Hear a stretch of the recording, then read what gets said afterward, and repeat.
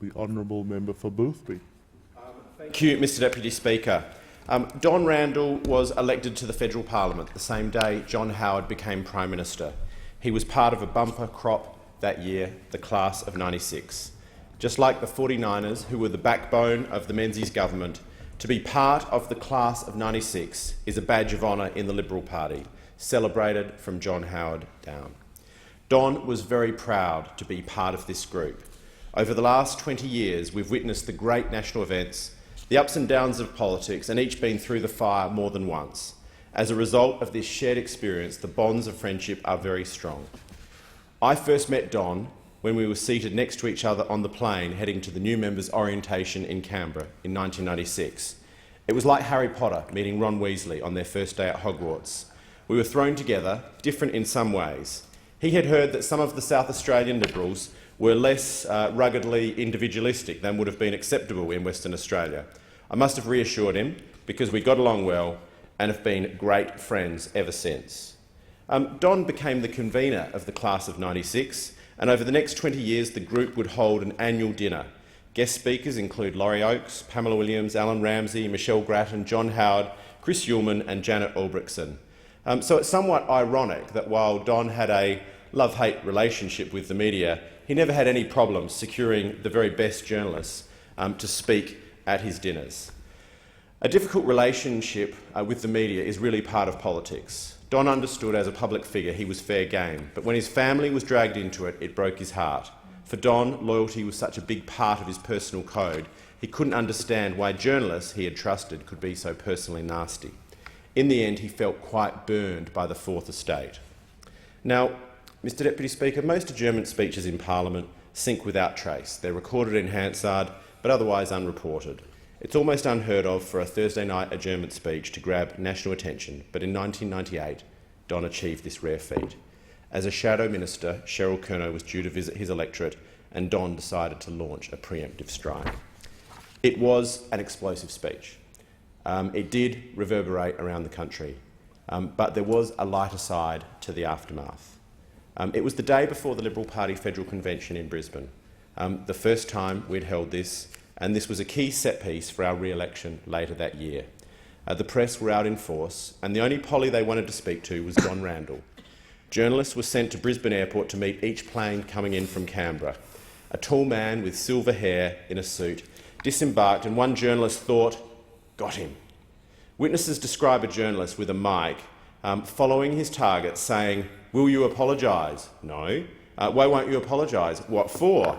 The journalist hounded this man through the terminal, and he only gave up when the unknown businessman finally shouted, "I'm not Don Randall." And I should thank the new Speaker and congratulate him for providing me with that story.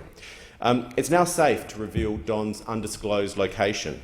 While the media were scouring Brisbane Airport for him, Don was actually bunkered down with his family in the Qantas Lounge.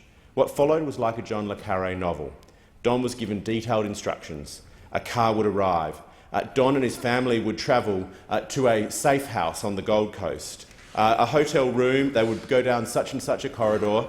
A hotel room was booked under a false name. Tickets were waiting for him to take his family to the theme parks. Don was asked to wear sunglasses and a baseball cap and disappear over the weekend. I do apologise to senior members of the Liberal Party for revealing some of our tradecraft here. A Labor senator spotted him as he was leaving, and Don would often recount how he could see her through the car's rear window, frantically dialling her phone to alert the media as his car sped away. Now, really, Mr Deputy Speaker, this was a win-win situation. Tess and Elliot got to go to Movie World, and Elliot still remembers getting his Tasmanian Devil cap on that trip when he was only four years old. So for them, this was great. They got to go to the theme parks. For John Howard, he had a successful federal convention. And I think for Don Randall, who was a family man and also a team man, he would have regarded that as a pretty good outcome as well. But in all seriousness, for a new member, it was a chastening experience. Not for the last time the media were camped outside his house. Don apologised for it. He learnt from it. But years after that speech, he would say with a big cheeky grin, "Well, I was right, wasn't I? Now, as previous speakers have said, Don lost the seat of Swan in 1998. And about 6 months after he lost his seat, Don came over to Adelaide and my wife Kate and I took him for the day to the Barossa Valley to show him some of our favourite places, including the Rockford and Greenock Creek cellar doors. He remained a lifelong fan, and we had planned to drink a special bottle of Rockford basket press Shiraz the next time we caught up. Now, this will shock members, but while Don was in every sense a champion of all things Western Australian, in all the time I knew him, he did much prefer the big Barossa Shirazes over the silky Cabernets of the Margaret River. Perhaps much like Don, faced with a choice between big and bold and refined elegance, Don would choose big and bold every time. On that trip, we were also able to show Don the world-famous Lindsay Park stud, given his interest, but most importantly, make a pilgrimage to where his father and grandfather had come from in Anguston. We visited Randall's Road, named after his family. That trip was very special to all of us. I know Don really appreciated that while he'd lost his seat, he hadn't lost his friends. Don, as previous speakers have said, Don learnt a lot from his defeat in 1998 and from his time out of Parliament. It was time that he was able to reflect, and it did show a depth where it was a real credit to his persistence, grit and determination that Don was able to make himself known in another seat and win that in 2001. There are not many members who've done that in the history of federal parliament. As the Prime Minister said, he with Bob Baldwin were the two MacArthurs who had actually returned to Parliament after losing. Now, on this side of the House, we all have fond memories of Don's blunt talk in the media. And here are some of my picks for Don's highlights reel. Don would often say things that others couldn't or wouldn't. During the 2004 election campaign, Don was waiting for John Howard to arrive for a meet and greet with constituents at the Perth Christian Life Centre in Canning. This is Don in his own words.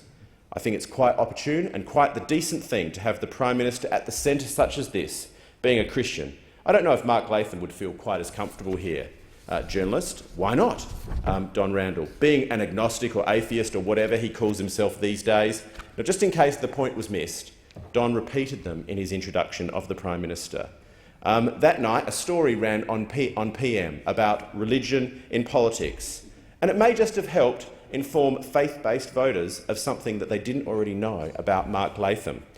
Marion Maddox, in her book, God Under Howard, saw this as a very sinister, Karl Rove, Republican, inspired, sophisticated political tactic and quite deliberate. In my view, that interpretation is wrong. But what I do think is that Don had good political instincts. He was making a pitch, but I don't think Don was especially religious, but he did have those good political instincts, and I think that it certainly did help some voters in that election make a decision about the two leaders. We will all miss Don on the doors. He was always worth listening to, and he was certainly colourful.